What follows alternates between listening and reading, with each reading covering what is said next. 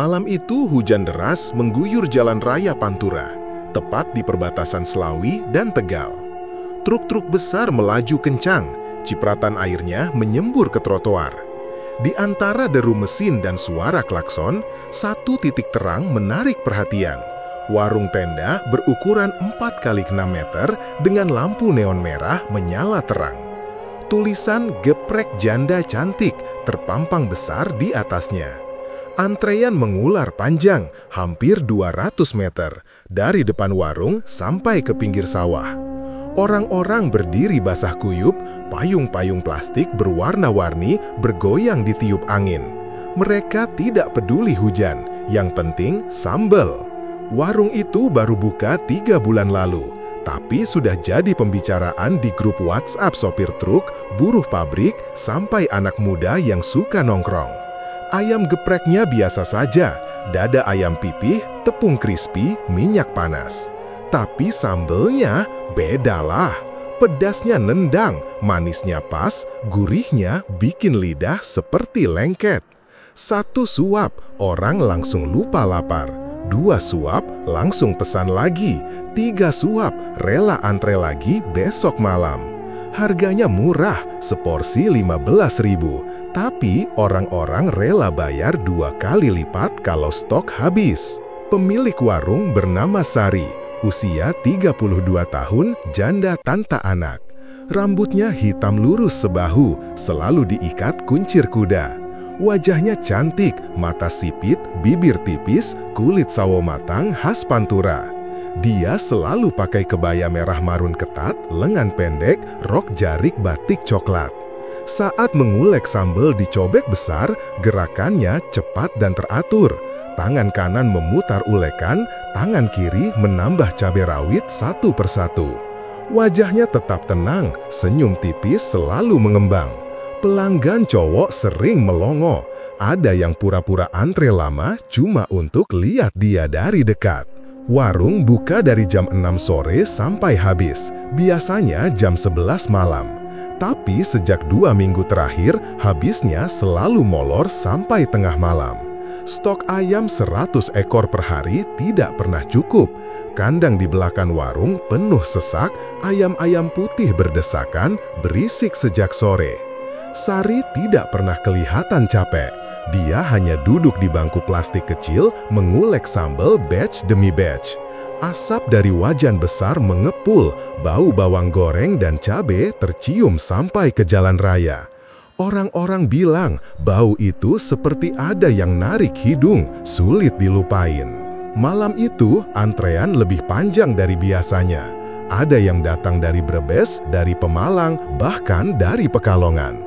Mereka parkir motor di pinggir sawah, berjalan kaki sambil bawa jas hujan. Ada ibu-ibu bawa termos, ada bapak-bapak bawa kresek besar untuk bungkus pulang. Anak muda live TikTok, kamera depan menyorot wajah sendiri, kamera belakang menyorot antrean. Captionnya sama, sambal geprek Tegal bikin ngantri 3 jam, worth it banget. Di dalam warung, 3 karyawan bergerak cepat. 2 cowok geprek ayam, 1 cewek bungkus pesanan. Sari tetap di pojok, fokus mengulek. Cobeknya besar, terbuat dari batu andesit. Sudah hitam legam karena sering dipakai. Di dalam cobek, cabai rawit, bawang merah, bawang putih, tomat, garam, gula merah, dan sedikit terasi. Tidak ada yang aneh. Tapi setiap kali Sari menambah cabai, ada sesuatu yang bergerak pelan di dasar cobek. Seperti ada cairan bening keluar dari cabai, bercampur dengan ulekan. Cairan itu tidak terlihat jelas, tapi sambal jadi lebih mengkilap, lebih merah, lebih menggoda. Jam 10 malam, hujan semakin deras. Petir menyambar di kejauhan, menerangi sawah-sawah gelap. Lampu neon warung berkedip-kedip, seperti mau mati. Tiba-tiba, listrik padam total, gelap. Hanya lampu motor dan senter HP yang menyala. Orang-orang di antrean tetap diam, tidak ada yang protes. Mereka tahu ini sering terjadi. Sari tetap mengulek di kegelapan, gerakan tangannya tidak berhenti. Suara ulekan batu bergesekan terdengar jelas di tengah hujan. Ritmanya teratur seperti detik jam. 5 menit kemudian, listrik menyala lagi. Orang-orang bersorak kecil, antrean kembali bergerak, tapi ada yang aneh. Di belakang warung, di area kandang ayam, ada suara lain. Suara seperti kain basah jatuh ke tanah. Plok, plok, plok, berulang 3 kali. Karyawan cewek yang bungkus pesanan mendengar, tapi dia pura-pura tidak tahu. Dia sudah bekerja di sini 2 bulan, tahu aturannya.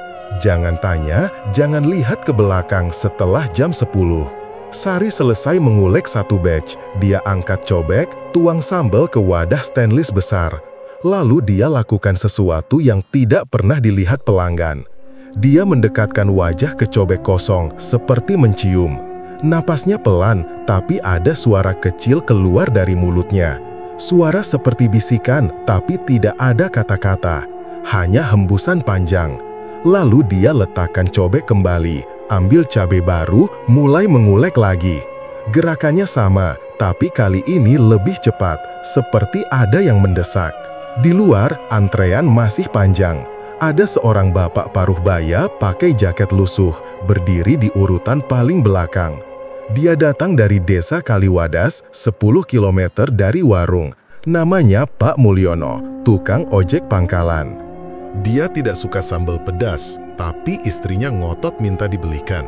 Katanya sambal di warung janda itu enak banget, bikin nagih, kata istrinya sore tadi. Pak Mulyono datang terlambat, stok tinggal sedikit.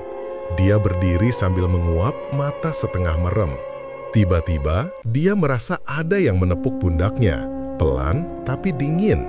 Dia menoleh. Tidak ada orang, hanya hujan dan lampu motor. Dia mengeleng. Pikir hanya perasaan, tapi tepukan itu datang lagi. Kali ini lebih kuat. Dia menoleh cepat, masih kosong. Jantungnya mulai berdegup kencang. Dia melangkah maju, ikut antrian. Tapi sensasi dingin itu tetap ada, seperti ada tangan basah memegang lehernya dari belakang. Di dalam warung, Sari selesai mengulek batch terakhir. Dia berdiri, regang badan. Karyawan cowok yang geprek ayam sudah mulai membersihkan wajan. Cewek bungkus pesanan menghitung uang, stok tinggal 10 porsi. Sari keluar dari belakang, berdiri di depan warung. Dia angkat tangan, beri tanda. Maaf, habis ya, besok lagi, katanya lantang. Suaranya lembut, tapi tegas. Orang-orang di antrian mengeluh, tapi tetap tersenyum. Mereka tahu besok akan datang lagi. Pak Mulyono akhirnya dapat giliran. Dia pesan 2 porsi bungkus. Cewek karyawan kasih kresek, sambal ditaruh di wadah kecil terpisah. Bau sambal langsung menusuk hidung. Pak Mulyono menelan ludah. Padahal dia tidak suka pedas, tapi tiba-tiba lapar. Dia bayar, cepat-cepat keluar. Motornya parkir di pinggir sawah jauh. Dia berjalan cepat, kresek di tangan kanan, payung di tangan kiri. Saat melewati parit kecil di samping warung, dia mendengar suara lagi. Kali ini jelas, suara kain basah digeret di tanah. Dia berhenti, menoleh ke belakang. Di bawah lampu neon yang berkedip, dia lihat sesuatu. Sesosok putih, tinggi, berdiri di antara tumpukan karung beras. Sosok itu tidak bergerak, tapi kepalanya miring, seperti mengamati. Pak Mulyono langsung lari. Motor dinyalakan, gaspol. Kresek sambal hampir jatuh, tapi dia pegang erat. Sari berdiri di depan warung, lihat Pak Mulyono pergi. Senyumnya masih sama. Dia masuk kembali, tutup tenda. Lampu neon dimatikan satu persatu. Hujan masih deras, tapi antrian sudah kosong. Jalan raya kembali sepi, hanya truk sesekali lewat. Di belakang warung, kandang ayam berisik. Ayam-ayam berebut tempat, seperti takut. Di sudut kandang, ada kain putih basah tergantung di pagar. Kain itu bergerak pelan meski tidak ada angin. Di dalam kain, ada sesuatu yang berbentuk manusia, tapi tidak bernafas. Sari masuk ke dapur kecil, nyalakan lampu neon kecil. Dia buka kulkas, ambil botol air mineral, minum pelan. Lalu dia duduk di bangku, tatap cobek kosong, matanya kosong. Di luar, petir menyambar lagi. Cahayanya masuk lewat celah tenda, menerangi wajah Sari. Sekilas ada bayangan lain di belakangnya. Bayangan tinggi, kepala miring, kain putih menjuntai. Tapi saat petir padam, bayangan itu hilang. Sari tetap duduk, tangan kanannya pelan-pelan mengelus cobek, seperti mengelus sesuatu yang hidup. Malam itu, warung tutup, tapi bau sambal masih tercium di udara. Orang-orang yang sudah pulang, yang sudah makan, yang sudah tidur, masih merasakan pedas di lidah. Nagih, besok mereka akan datang lagi. Tanpa tahu, sambal yang mereka makan bukan cuma cabai dan bawang. Ada yang lain, sesuatu yang basah, sesuatu yang dingin, sesuatu yang dulu punya nama. 3 tahun lalu, sebelum warung geprek janda cantik berdiri, Jalan Raya Pantura di Desa Kaliwadas masih sepi malam hari. Hanya lampu taman makam desa yang menyala kuning pucat, menerangi deretan batu nisan dari batu andesit. Di ujung barat makam ada satu nisan baru. Tulisannya masih jelas, Gatot Supriyadi, 1968-2022. Batu nisannya retak di tengah, seperti terbelah petir. Di sekitar nisan, rumput liar tumbuh tinggi, bunga kamboja hitam mekar tanpa musim. Warga desa jarang lewat sini setelah maghrib. Katanya, suara tangisan laki-laki sering terdengar dari dalam tanah.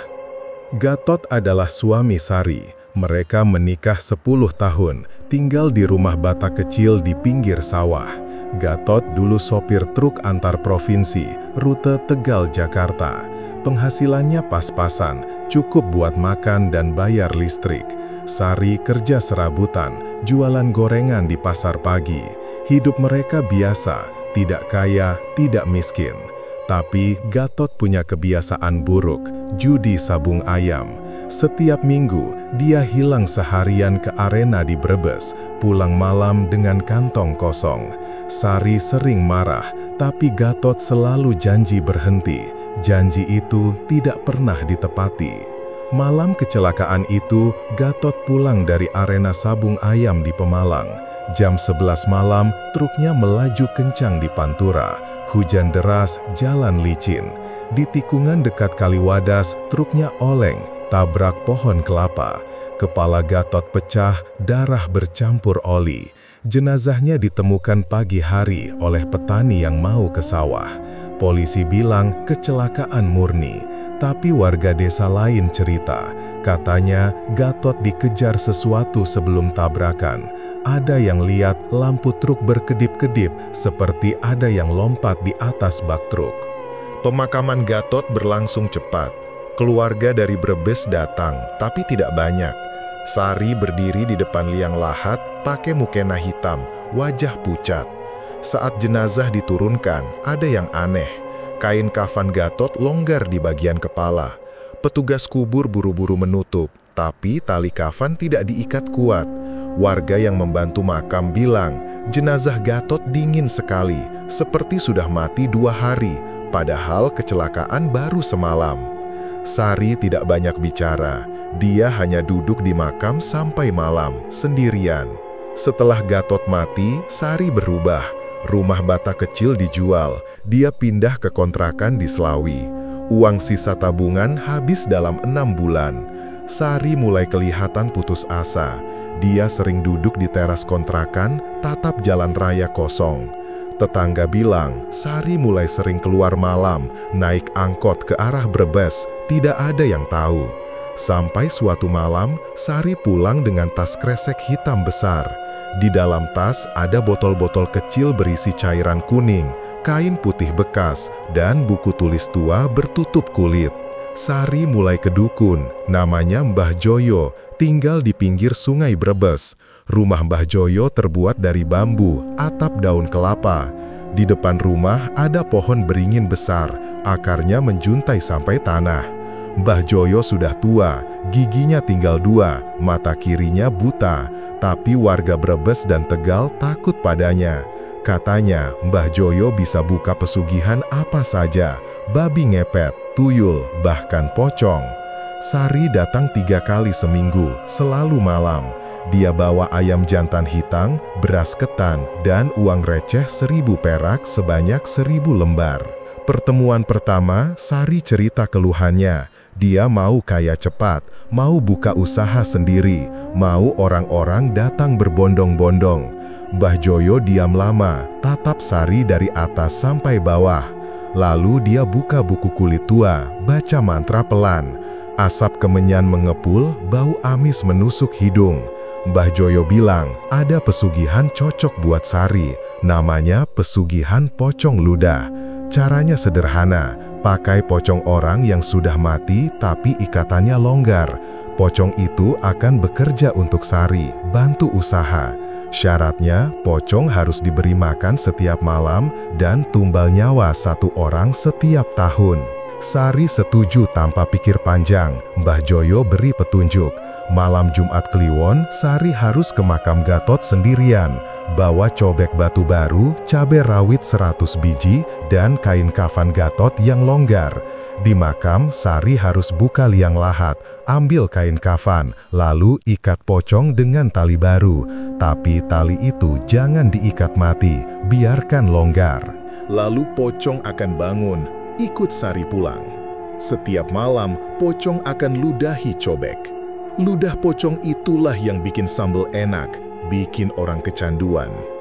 Malam Jumat Kliwon tiba, langit gelap, awan tebal, angin laut dari utara kencang.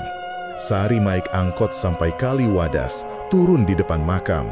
Dia bawa tas kresek hitam, di dalamnya cobek batu, cabe, dan gunting.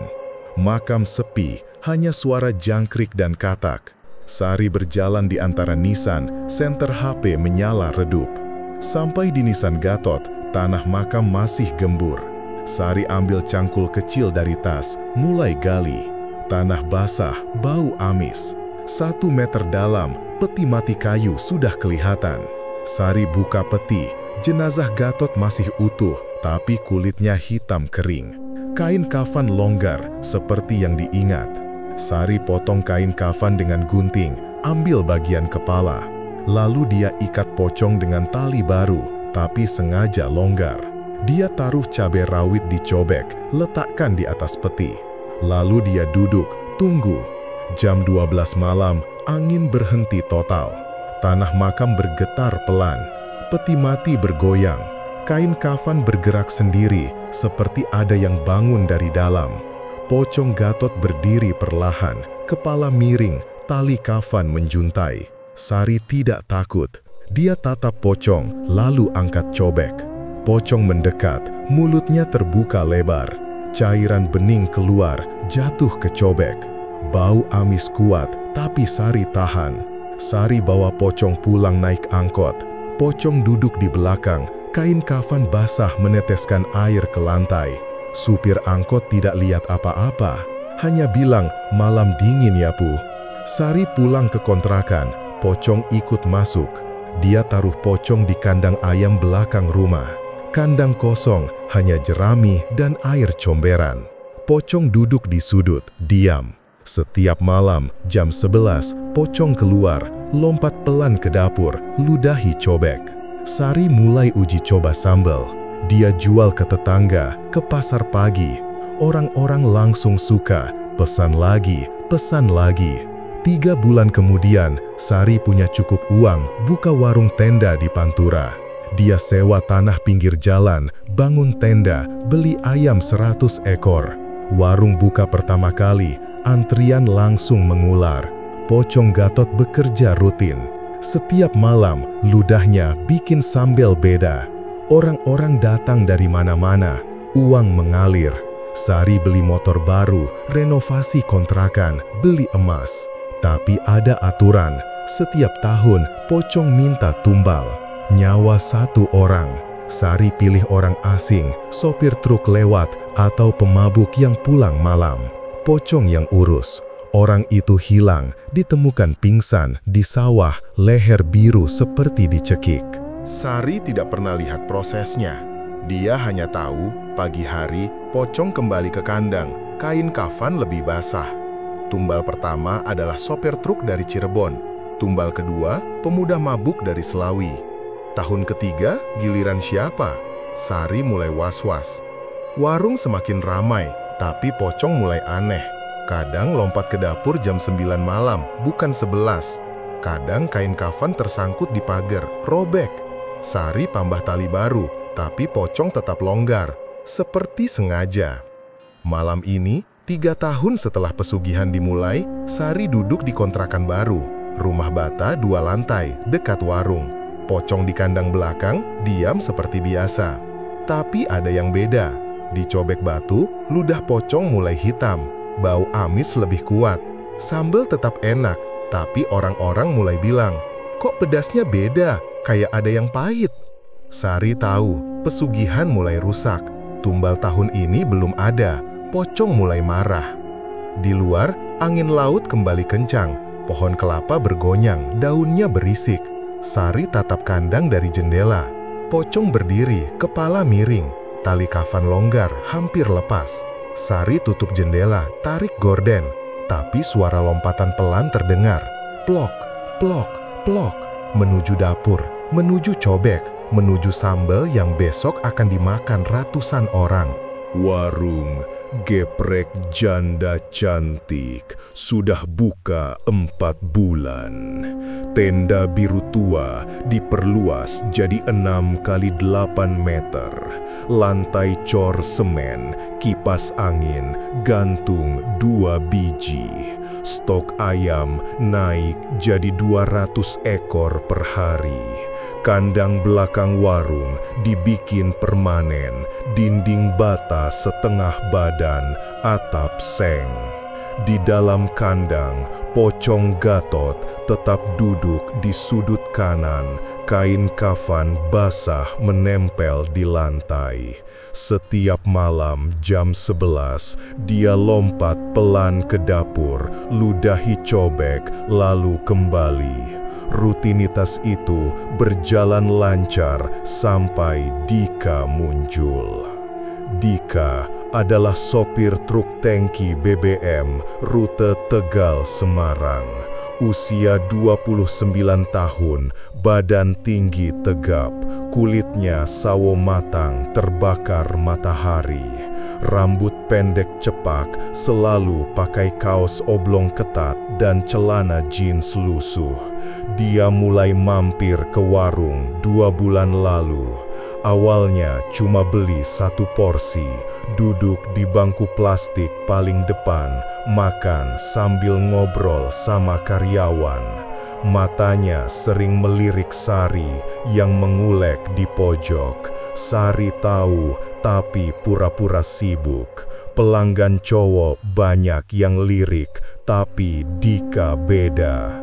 Dia datang tiap malam, selalu pesan level pedas 10, selalu minta sambal tambah.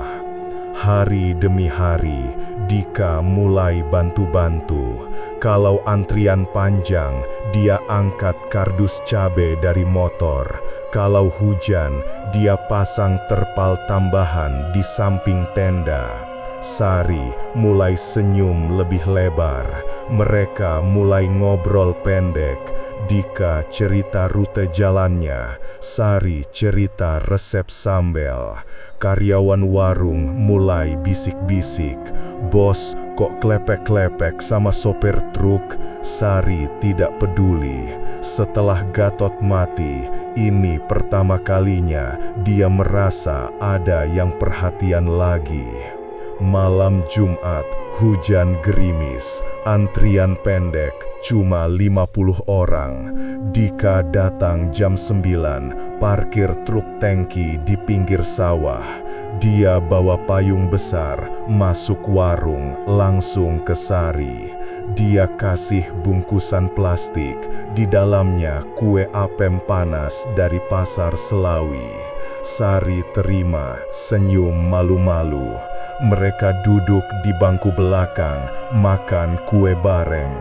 Dika bilang dia mau ajak Sari ke pantai alam indah minggu depan.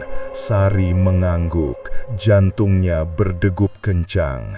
Dia lupa pesugihan, lupa pocong, lupa tumbal. Sejak malam itu, Dika datang lebih sering, kadang bawa oleh-oleh, tahu aci, sate kerang, atau es degan. Sari mulai pakai lipstik merah tipis, kebaya barunya lebih ketat. Karyawan cewek yang bungkus pesanan mulai iri. "Bos, kok beda ya, kayak orang pacaran?" Sari cuma senyum. Di dalam hati, dia sudah jatuh cinta. Dika bilang dia mau nikah tahun ini, mau ajak Sari tinggal di rumah orang tuanya di Brebes. Sari setuju. Dia mulai rencanain masa depan. Warung akan diperbesar. Dika akan bantu kelola. Pocong, Sari pikir bisa diatasi. Mbah Joyo pernah bilang, pesugihan bisa dibayar lunas kalau ada pengganti. Tapi, Pocong Gatot mulai aneh. Sejak Dika sering datang, lompatannya tidak lagi jam 11. Kadang jam 10, kadang jam 9. Kain kafan robek di beberapa tempat seperti dicakar. Ludahnya dicobek mulai hitam pekat, bau amis lebih tajam. Sambal tetap enak, tapi pelanggan cowok mulai bilang ada rasa aneh. Kayak ada yang asin banget di ujung lidah. Sari tambah gula, tambah terasi, tapi tidak hilang. Pocong mulai cemburu. Malam Selasa, Dika datang jam 8. Dia bawa cincin perak sederhana, kasih ke Sari di belakang warung. Cincin itu kecil, ada ukiran bunga. Sari pasang di jari manis, senyum lebar. Mereka peluk sebentar, Dika cium kening Sari. Saat itu, lampu neon berkedip 3 kali. Karyawan cowok yang geprek ayam lihat bayangan putih lewat cepat di ventilasi dapur. Dia pura-pura tidak lihat, tapi tangannya gemetar. Palu geprek hampir jatuh. Pocong mulai bertindak. Pelanggan cowok yang dekat-dekat Sari mulai kena. Pertama, anak muda dari Pemalang sering foto bareng Sari. Besoknya, dia pingsan di sawah dekat warung, leher biru seperti dicekik. Kedua, bapak pedagang ikan dari Pasar Tegal sering kasih ikan segar gratis.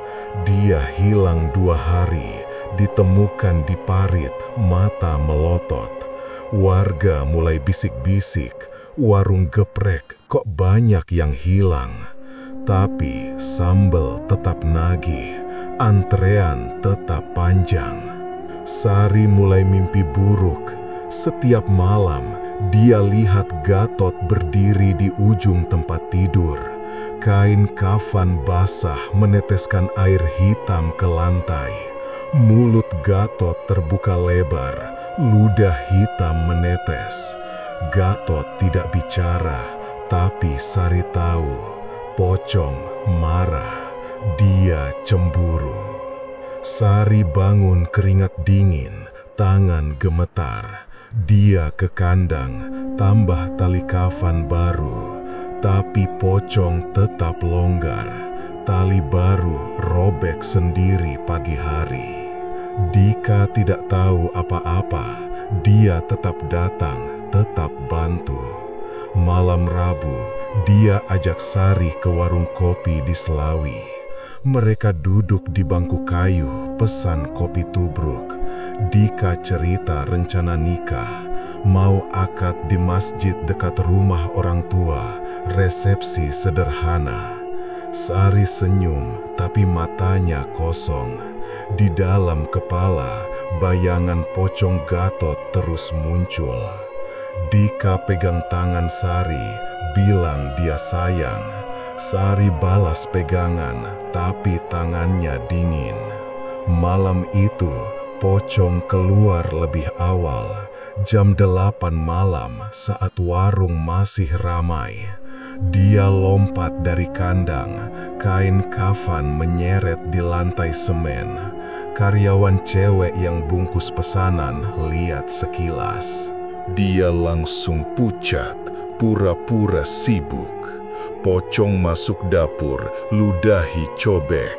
Tapi kali ini ludahnya banyak, meluap. Cobek penuh cairan hitam. Sari lihat, buru-buru buang setengah, tambah cabe baru. Sambal tetap dijual, pelanggan tidak tahu.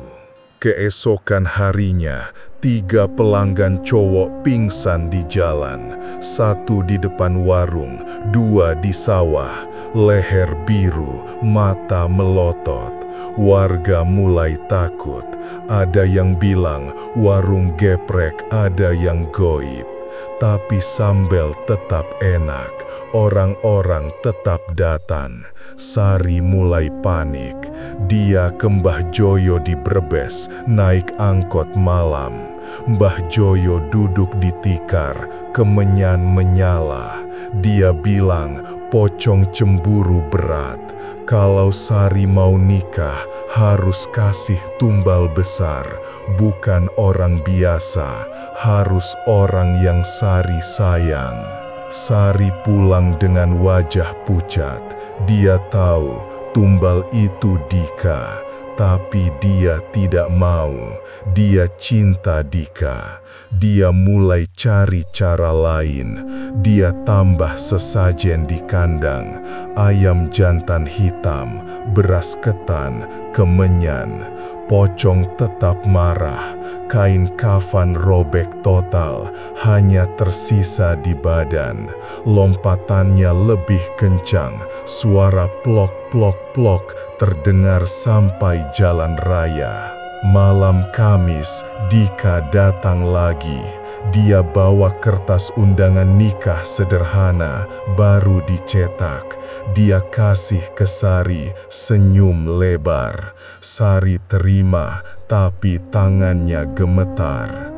Di belakang, pocong berdiri di pintu kandang, kepala miring, mata hitam kosong.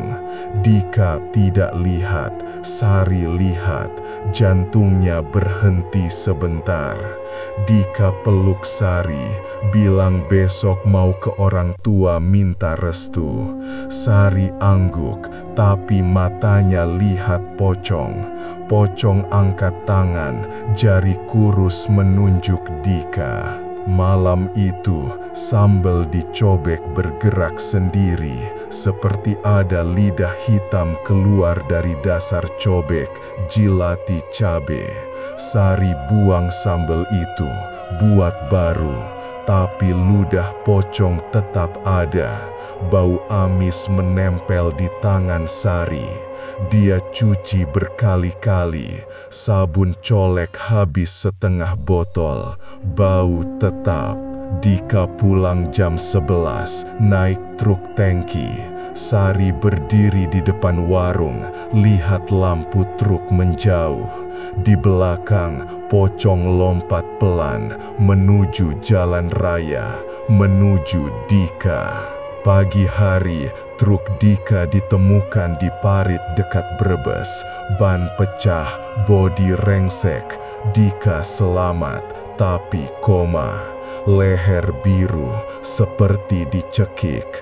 Dokter bilang aneh, tidak ada bekas kecelakaan di leher. Sari ke rumah sakit, duduk di samping ranjang Dika. Tangannya pegang tangan Dika, air mata jatuh. Di luar jendela, bayangan pocong berdiri di pohon kelapa. Kain kafan bergoyang meski tidak ada angin. Sari tahu ini baru awal.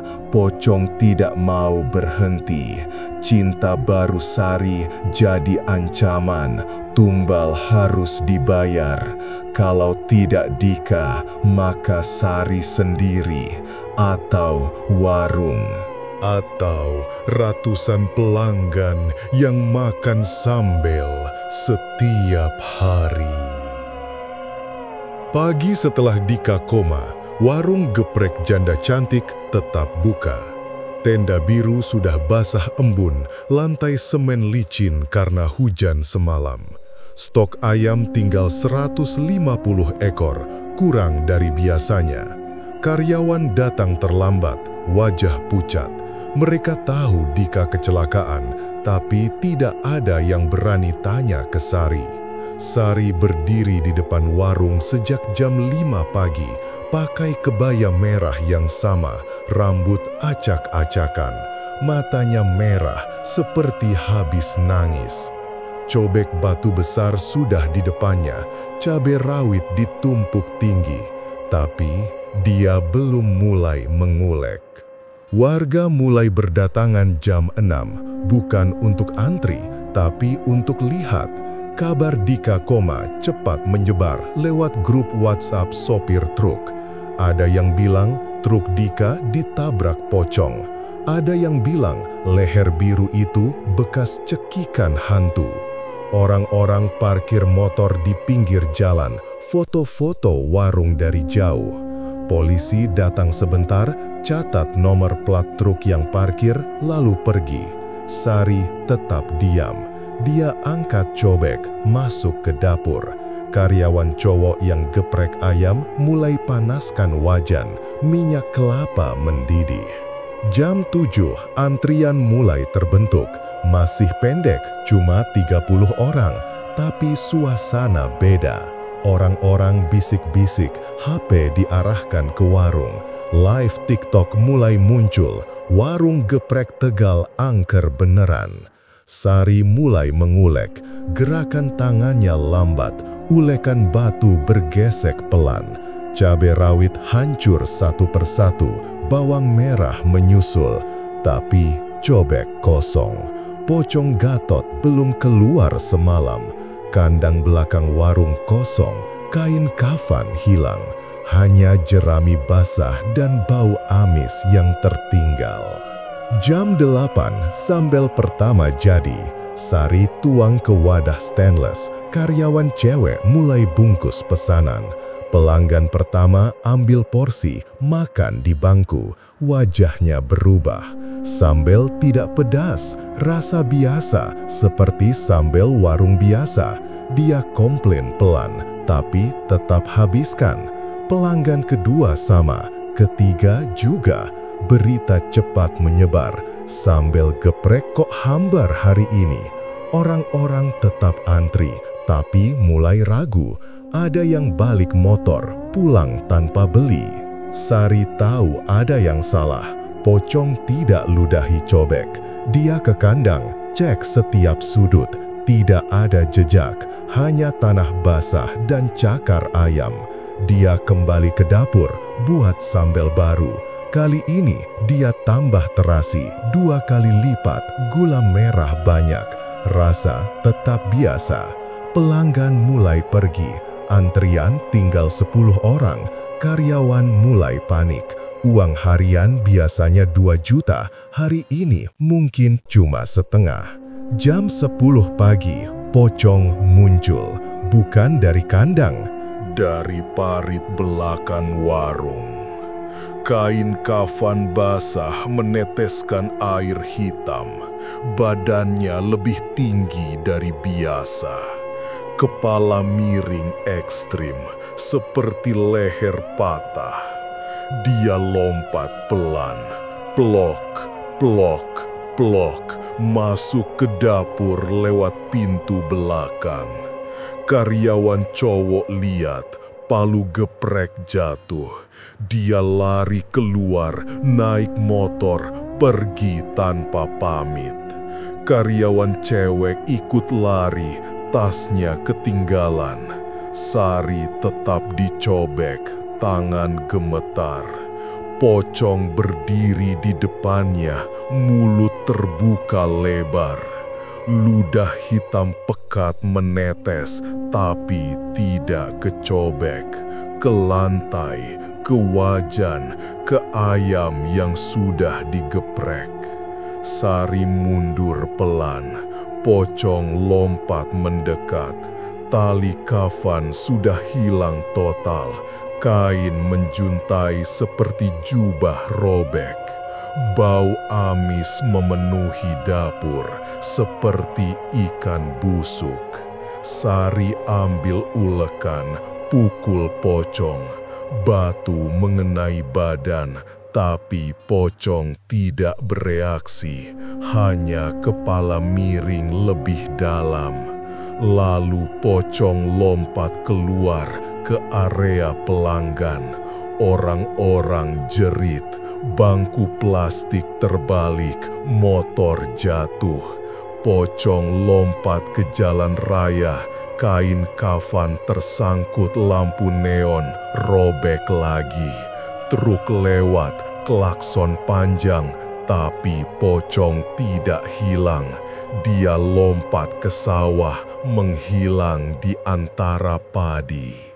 Warung langsung kosong, pelanggan lari, beberapa jatuh di parit, HP tercecer, sandal putus. Sari berdiri di pintu, lihat kekacauan. Uang di laci tinggal sedikit, ayam mentah berserakan. Dia masuk kembali, tutup tenda, lampu neon dimatikan. Hujan mulai turun lagi, gerimis tipis. Di dalam, bau amis pocong masih menempel di mana-mana. Siang hari, warga mulai kumpul di depan warung. Ada yang bawa garam, bawa bawang putih. Ada yang live TikTok dari jauh. Polisi datang lagi, kali ini lebih banyak. Mereka pasang garis polisi kuning, larang orang dekat. Sari duduk di bangku dalam, tatap cobek kosong. HP-nya bergetar terus, pesan dari Mbah Joyo. Pocong lepas kendali, harus ditangkap malam ini. Sari balas, tangannya gemetar, gimana caranya? Malam tiba cepat, langit gelap, petir menyambar di utara. Warung ditutup rapat, tapi warga tetap datang. Mereka berdiri di pinggir jalan, senter HP menyala. Ada dukun lokal, namanya Pak Slamet, datang bawa tas kain. Di dalam tas, ayat-ayat Al-Quran tulis tangan, air garam, dan kain kafan baru. Pak Slamet masuk warung, Sari ikut. Mereka ke kandang belakang, pocong belum kembali. Pak Slamet tabur garam di lantai, baca doa pelan. Asap kemenyan mengepul dari tungku kecil. Jam 11 malam, pocong muncul lagi. Kali ini dari makam Kaliwadas. Dia lompat di jalan raya, kain kafan menyeret aspal. Truk klakson, motor minggir. Pocong langsung ke warung, lompat pagar bata. Warga jerit, lari. Pak Slamet berdiri di depan kandang, angkat kain kafan baru. Pocong lompat mendekat, tapi berhenti. Kepala miring seperti ragu. Sari berdiri di belakang Pak Slamet, tangan pegang cobek. Pak Slamet baca ayat keras, suaranya menggema di tengah hujan. Pocong mundur pelan, tapi tidak lari. Dia lompat ke atap seng, suara dentang keras, lalu lompat ke wajan besar, minyak panas tumpah. Api menyala, pocong terbakar di bagian kaki, kain kafan berasap, bau hangus campur amis. Pocong jerit tanpa suara, lompat ke sawah lagi. Pak Slamet kejar, tabur air garam. Pocong hilang di kegelapan.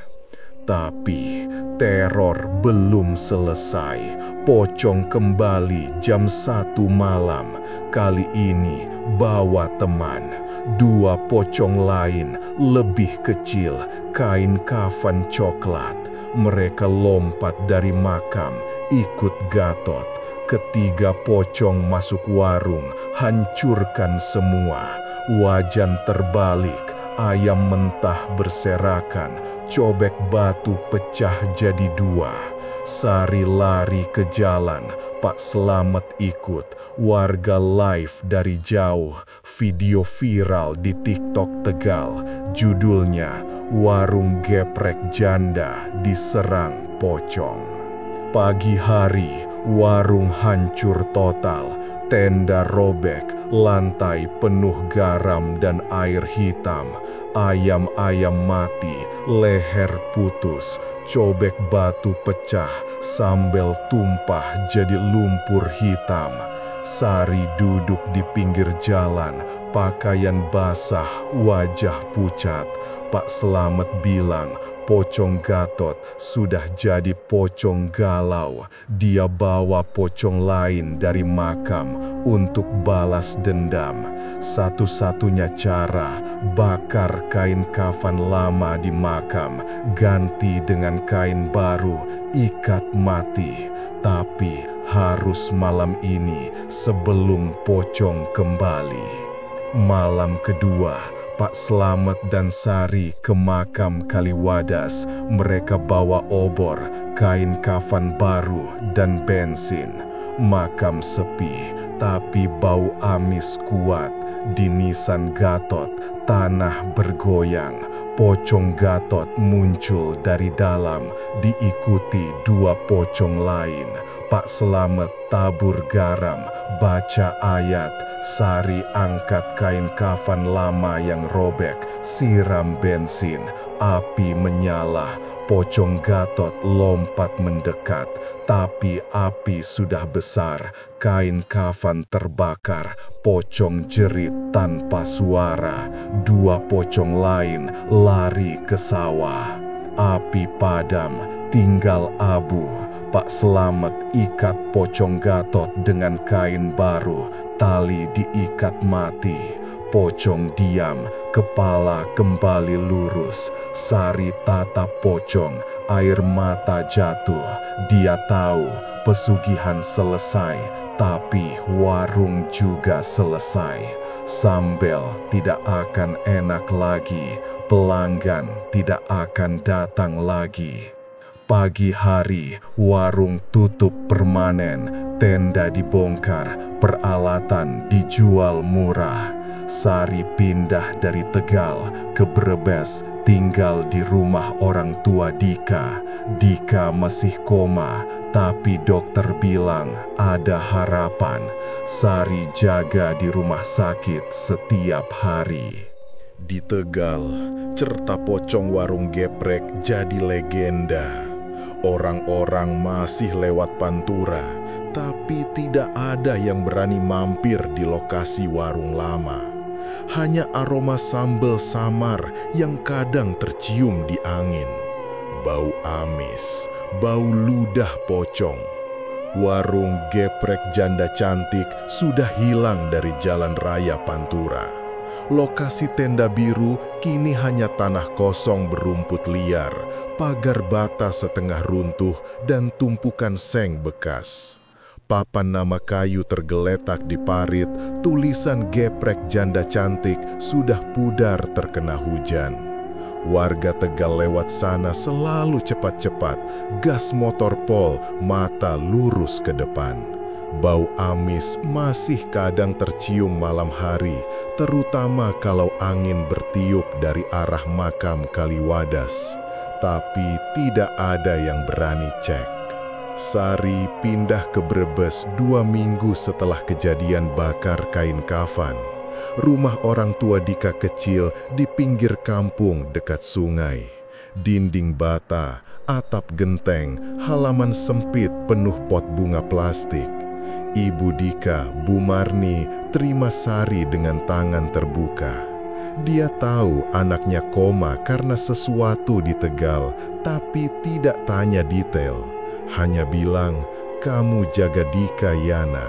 Sari angguk, bawa tas kresek berisi pakaian dan cobek batu kecil yang selamat dari kehancuran. Dika masih dirawat di RSUD Brebes, kamar rawat inap lantai 2, nomor 204. Tubuhnya kurus, pipa infus menempel di tangan kanan, monitor jantung, bip-bip pelan.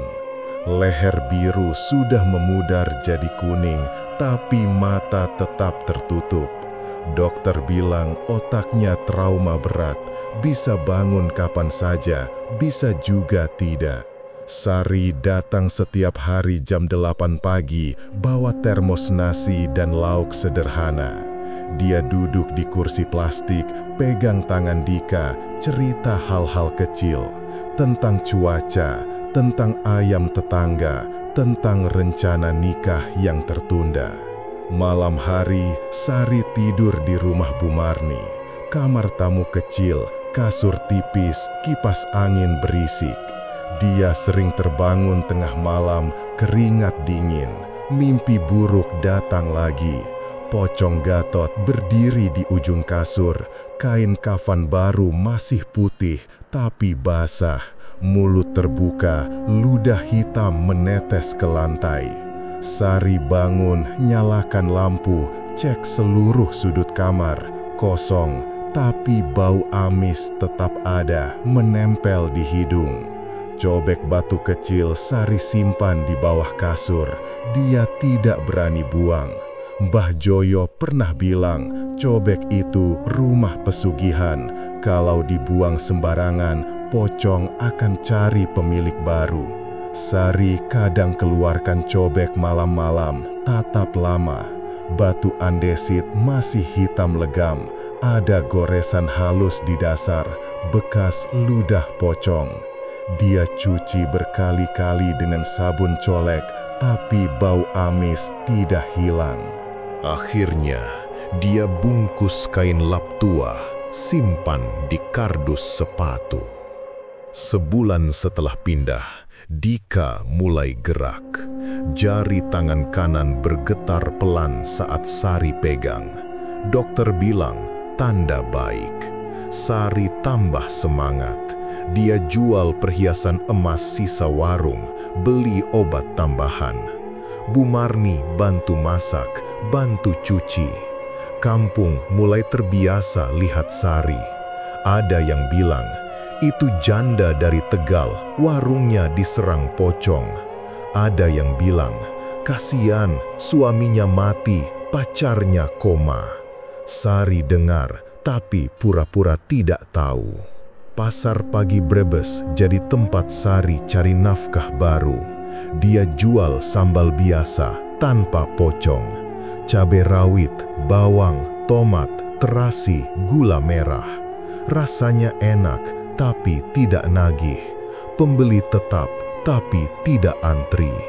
Sari ulek di lapak kecil, cobek batu biasa yang baru. Dia kerja dari jam 5 pagi sampai jam 10. Pulang bawa uang 300.000. Cukup buat obat Dika dan makan sehari-hari. Tapi pocong Gatot tidak hilang begitu saja. Malam-malam, warga Brebes mulai lihat sesuatu.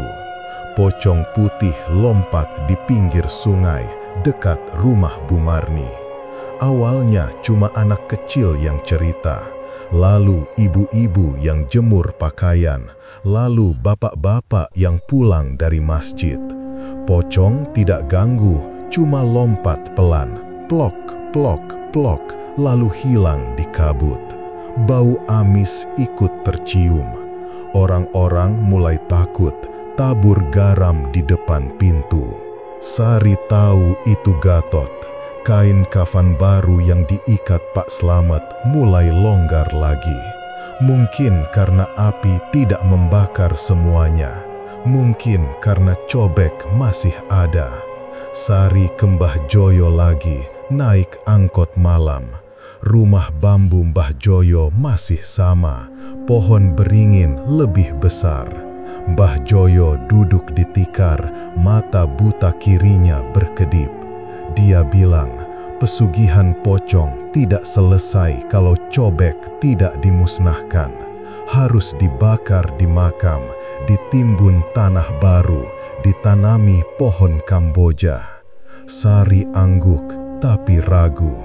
Cobek itu sisa terakhir warung, sisa terakhir masa kaya. Malam Jumat Kliwon berikutnya, Sari nekat. Dia bawa cobek batu kecil naik angkot ke Tegal. Turun di Kaliwadas, jalan kaki ke makam. Malam gelap, lampu makam mati, hanya bulan sabit memberi cahaya tipis. Sari bawa obor dari kayu, bensin kecil dan cangkul. Di nisan Gatot, tanah masih rata. Dia gali pelan 1 meter dalam. Peti mati kayu sudah lapuk. Sari taruh cobek di dalam, siram bensin, nyalakan api. Bara menyala, batu andesit retak karena panas. Bau amis kuat, asap hitam mengepul. Tiba-tiba angin kencang. Pocong Gatot muncul dari belakang nisan. Kain kafan putih menjuntai, tapi robek di mana-mana. Dia lompat mendekat, tangan kurus terangkat. Sari mundur, obor jatuh, api menyebar ke rumput kering. Pocong lompat ke api, kain kafan terbakar. Dia berputar-putar seperti menari. Sari lari, jatuh di parit. Api makin besar menerangi makam. Warga Kaliwadas bangun, lihat cahaya dari jauh. Mereka datang bawa senter, bawa ember air. Api padam jam 3 pagi. Cobek batu hancur jadi serpihan. Pocong Gatot hilang. Tidak ada abu, tidak ada kain. Hanya bau hangus dan amis yang bercampur. Warga bantu padamkan api, tutup lubang makam dengan tanah baru. Sari duduk di pinggir, pakaian kotor, tangan lecet. Dia tidak cerita apa-apa, hanya bilang selesai. Sari kembali ke Brebes pagi hari. Dika sudah sadar, matanya terbuka, suaranya pelan tapi bisa bicara. Dokter bilang keajaiban.